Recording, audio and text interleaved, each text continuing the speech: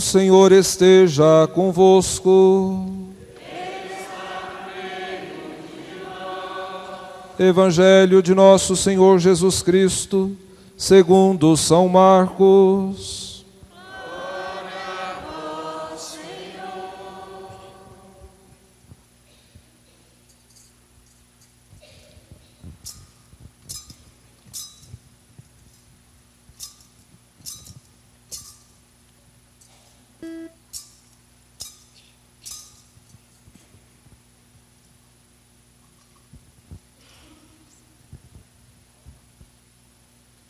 Naquele tempo, passando à beira do mar da Galileia, Jesus viu Simão e André, seu irmão, que lançavam a rede ao mar, pois eram pescadores. Jesus lhes disse: Segui-me e eu farei de vós pescadores de homens. E eles, deixando imediatamente as redes, seguiram a Jesus. Caminhando mais um pouco, viu também Tiago e João, filhos de Zebedeu. Estavam na barca, consertando as redes, e logo os chamou. Eles deixaram seu pai Zebedeu na barca com os empregados e partiram, seguindo Jesus. Palavra da salvação.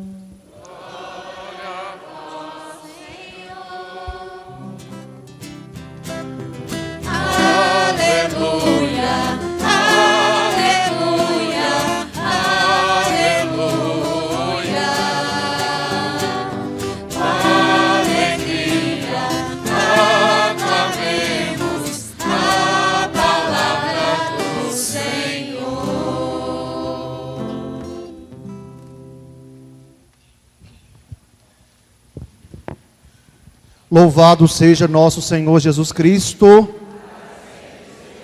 Meus irmãos, minhas irmãs, saúdo primeiramente ao Senhor administrador desse santuário, Padre Cristiano.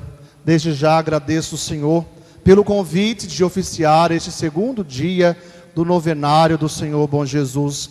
Saúdo também ao meu irmão que convivi no seminário, Brunelli, que também se encontra nesta celebração.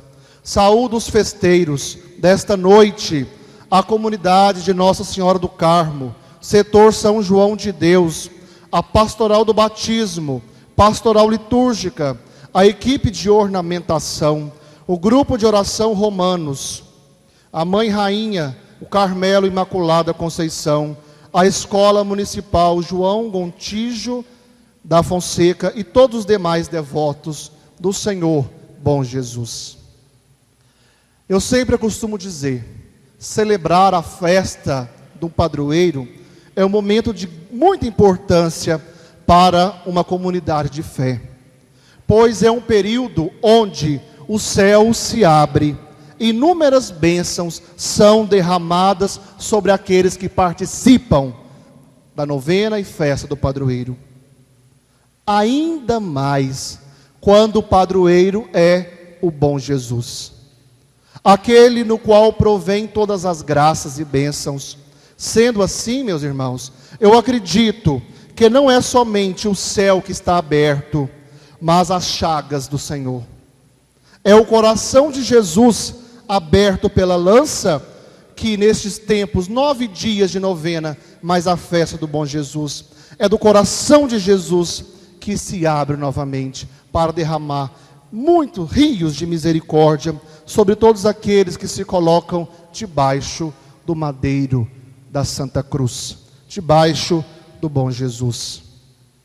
Neste segundo dia da novena, meditaremos o chamado dos 4 primeiros discípulos.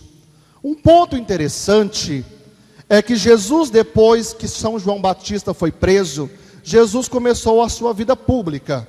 Ele começou então a falar do reino dos céus. E ele vai então iniciar a sua vida pública na Galileia. Como nós ouvimos no Evangelho, ele vai iniciar ali, na Galileia, a sua vida pública.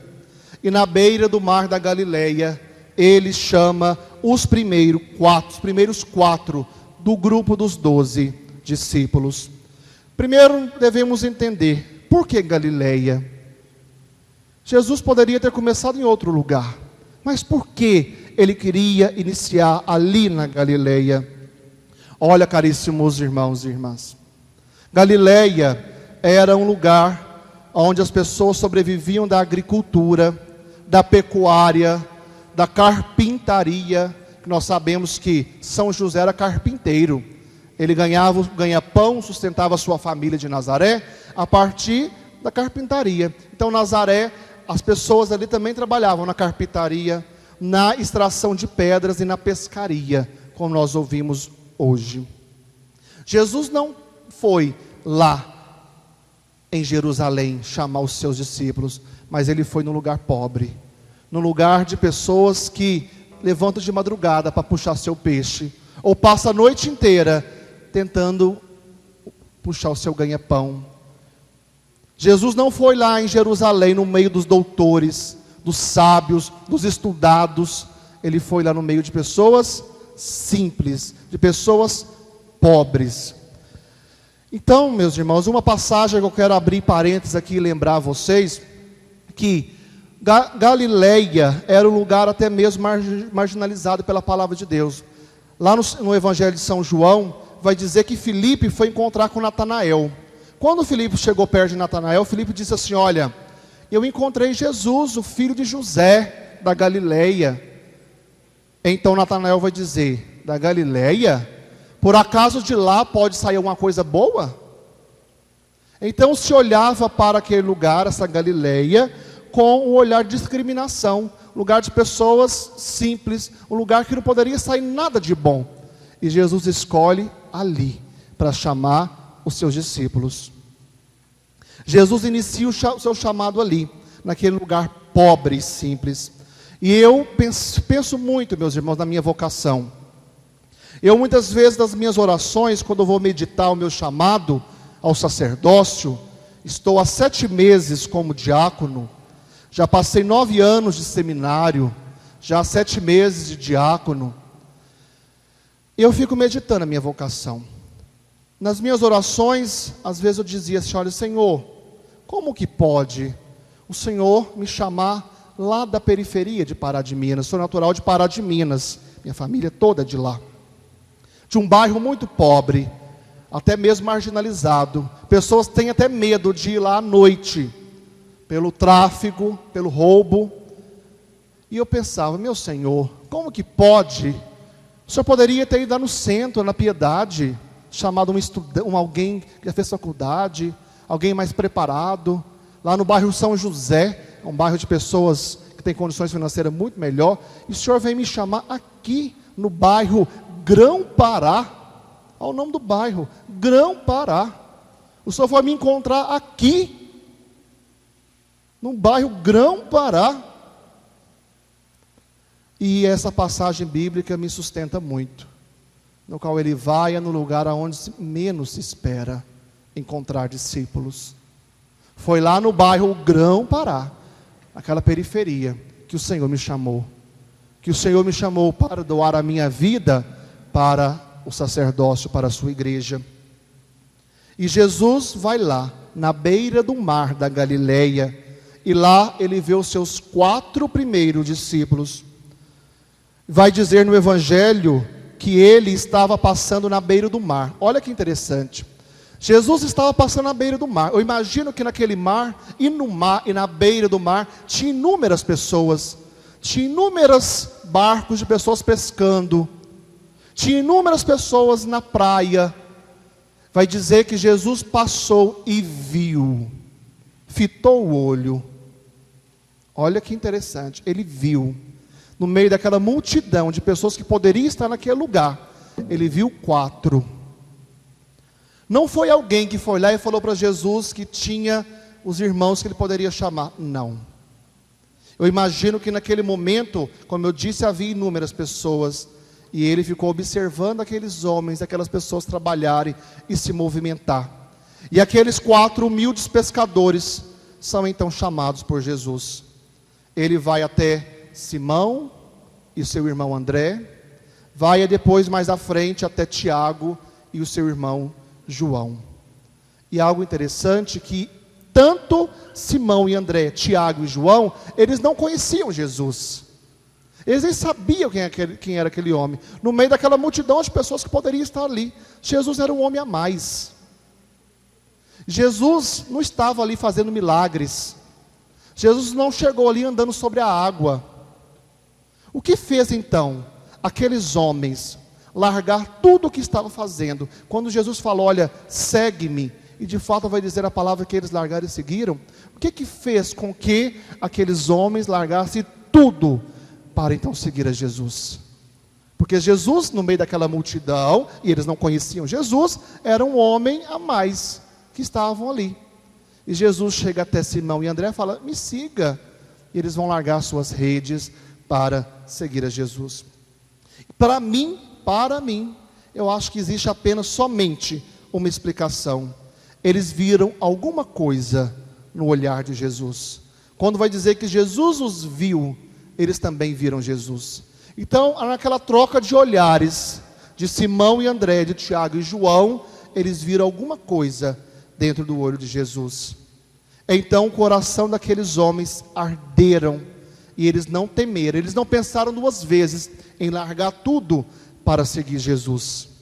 Aqui está até o tema desse dia de hoje, dessa novena. O tema de hoje é o encontro com os 4 primeiros discípulos e a prontidão em seguir. A prontidão para seguir Jesus. Só que para seguir Jesus, de verdade, meus irmãos, tem muitas pessoas que dizem que é cristã, muitas pessoas que dizem que seguem Jesus, mas para seguir Jesus de verdade, com sinceridade, eu não posso continuar da mesma forma sempre, eu mesmo. Eu sempre devo estar num processo de mudança, de melhoria, de lapidação. Por isso, segui-lo requer de mim uma mudança. Simão e André imediatamente deixaram as suas redes para seguir Jesus. Tiago e João vai dizer, deixaram imediatamente o pai junto com os funcionários e o barco e foram seguir Jesus. E eu pergunto a você que está aqui nessa noite no santuário do Senhor Bom Jesus, Jesus te chamou para quê? Qual que é a sua vocação? Qual que é o seu chamado? Jesus te chamou para ser um esposo, uma esposa. Seja como o bom Jesus, seja um bom esposo, seja uma boa esposa. Nós chamamos Jesus de bom, porque em tudo que ele fez da forma perfeita. Então seja um bom esposo. Para você entrar no matrimônio, você precisou de deixar para trás a sua vida de solteiro. Você precisou deixar para trás a sua vida de balada, de festa, de farra. Porque casar matrimônio e farra, onde cada um vai para um lado, não dá certo. Então, se Jesus te chamou para o matrimônio, você precisou de abandonar algumas coisas para abraçar essa missão. Se Jesus te chamou para ser um pai, uma mãe de família, seja então um bom pai e mãe de família. Essa linda missão de se multiplicar fez com que você deixasse alguma coisa para trás. Você, marido, não pode sair do trabalho e falar, eu vou passar no bar, vou ficar nesse bar aqui até a noite. Não pode. Se faz, está errado. Porque na minha casa eu tenho meus filhos, eu tenho a minha esposa que está me esperando. Então, se antes eu levava essa vida de sair do trabalho e ir para o bar, agora eu não posso mais. Porque eu tenho que ser um bom pai. Se chega na minha casa, através do meu filho, um bilhete da escola, que ele está comportando mal, você como um bom pai, não deve ir lá na escola e brigar com o professor. Você como um bom pai vai educar bem o seu filho. Seja um bom pai. Eu, Padre Cristiano, Brunelli, estamos neste caminho. Eu, o Brunelli, neste caminho rumo ao sacerdócio. O Padre Cristiano já é sacerdote. Que nós sejamos então um bom sacerdote. Se o Senhor nos chamou, que sejamos bons. E para ser bom sacerdote, nós também precisamos deixar alguma coisa para trás. Eu amava de domingo estar na casa da minha avó, com minha família e com meus primos. Agora eu não posso mais. E eu gostava também de sábado à tarde ficar, quando não trabalhava, ficar a tarde inteira, no sábado, ou às vezes até o domingo, assistindo série. Agora eu não posso mais, porque sábado e domingo eu tenho que atender a minha comunidade de fé. Então, para o chamado que Deus nos chama, cabe muitas vezes deixar muita coisa para trás, para vivermos bem o nosso chamado.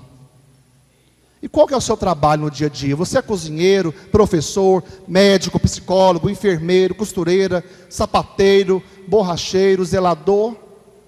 Qual que é a sua função no dia a dia? Qual que é o seu trabalho? Seja um bom profissional, porque o Senhor te chamou. Ali onde você trabalha, anuncie também Jesus, para que as pessoas ao ver você, podem dizer, olha, ele é católico, ela é católica. Uma vez uma pessoa falou comigo, diácono, tem uma fulana que trabalha com a gente, ela é ministra da Eucaristia. Aqui no trabalho, ela causa uma guerra. Ninguém está aguentando essa fulana. Ninguém. E é ministra da Eucaristia na igreja. No trabalho ninguém suporta. É muita fofoca. Ela coloca fulano contra ciclano o tempo todo. Se você recebeu esse chamado, seja um bom cristão. Porque o Senhor te chamou, como aqueles 4 que largaram tudo para seguir Jesus. Seja um bom profissional. E quero terminar vindo na passagem final, nos últimos versículos deste evangelho, no qual vai dizer o vinde após. O primeiro par de irmãos que Jesus chamou, que foi Simão e André, Jesus disse, vinde após mim. Os outros 2, Tiago e João, vai dizer no evangelho que deixaram o pai com os empregados e foram após ele. O que é isso? Ir após. Quando o Senhor nos chama, meus irmãos, para alguma missão, quando Ele te chamou você para o sacerdócio, me chamou para o sacerdócio, o padre, o Brunelli, quando o Senhor nos chama, chamou vocês para o casamento, o matrimônio, nosso Senhor, Ele disse, vinde após mim. Ou seja, você está atrás, é eu que estou na frente, você não está sozinho. Se a sua missão que você abraçou está difícil, você não está sozinho, você não está sozinha. Não jogue as coisas para cima e desista de tudo, não. Nós nunca estamos sozinhos. Ele disse, vinde após mim, ou seja, eu estou na frente. Quer me seguir? Renuncie a si mesmo, tome a sua cruz e me siga. É Ele que está na frente sempre. Nós nunca estamos sozinhos. Nós seguimos os passos dEle. Com isso, meus irmãos e irmãs, deixe-se ser pescados por Jesus. Tome decisões corretas em sua vida. Todos os dias de manhã, ao acordar, antes de sair da cama, diga ao Senhor, ó bom Jesus, eu quero segui-lo. Eu quero ser o seu discípulo, a sua discípula. Me chame todos os dias, meu Senhor. E como reza a oração Alma de Cristo, a piedosa oração Alma de Cristo. Ó bom Jesus, ouvi-me. Dentro de vossas chagas, escondei-me. E por favor, Jesus, não permitais que eu me separe de vós. Na sua vocação, na sua missão, reze. Ao vir à igreja, sempre reze. Ó bom Jesus, dentro das vossas chagas, me esconda. No meu matrimônio, me esconda nas suas chagas. Não permitas nunca, Jesus, que eu me separe de vós. Pois eu quero sempre ser o seu discípulo. E como aquela oração que Nossa Senhora de Fátima pediu para que se rezasse depois de cada mistério. Ó Jesus, perdoai. Eu gosto sempre de dizer, ó bom Jesus, perdoai-me, livrai-me do fogo e do inferno, levai as almas todas para o céu e socorrei principalmente aquelas que mais precisarem da vossa infinita misericórdia.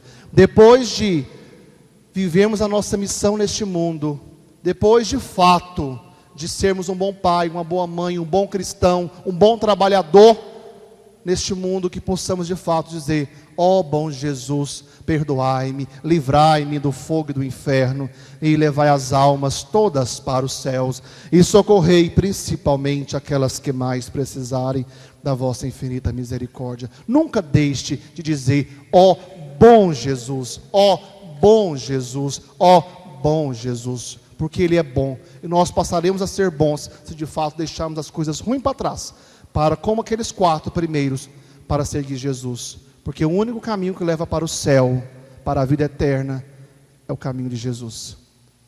Não tem um outro caminho, não tem uma outra via, não tem um outro atalho, é Jesus. Que possamos com Ele um dia chegar ao céu, junto com o bom Jesus.